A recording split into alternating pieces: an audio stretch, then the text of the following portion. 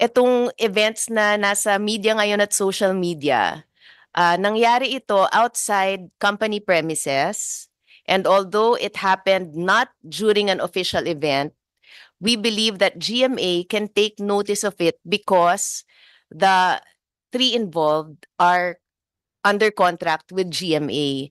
And nung nag-file nga sila ng HR complaint within GMA, and when we saw the allegations, we immediately took jurisdiction over it as an admin case because we feel that there might be a sexual harassment case.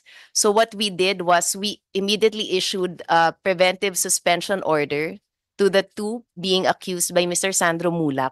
And now we are waiting for their reply because, of course, we follow the procedures of due process, which is under the Constitution. So iniintay po natin yon, but rest assured that we will conduct a fair and thorough investigation, and we will follow the code of conduct and the corresponding penalties if ever the results would warrant. So as of now, we were in constant communication naman with Mr. Nino Mulak and Sandro. In fact, I think we met face-to-face mga 4 times to be able to give them advice. And yun nga sinabi ko, they can file an HR complaint with GMA.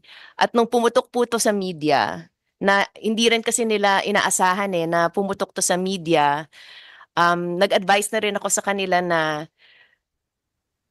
baka gusto na rin nilang mag-file ng criminal case. Kasi nga, nandyan at the onset kasi we were very careful to keep things confidential para sa well-being ng family and ni Mr. Sandro Mulak. But because of all the social media attention, I think na, yun nga, I advise them that they consult with their lawyers and see if they want to file a criminal case. And I think yun naman ang ginagawa, which is, I think, the best so that we will be able to really get to the truth and so that justice will eventually be done.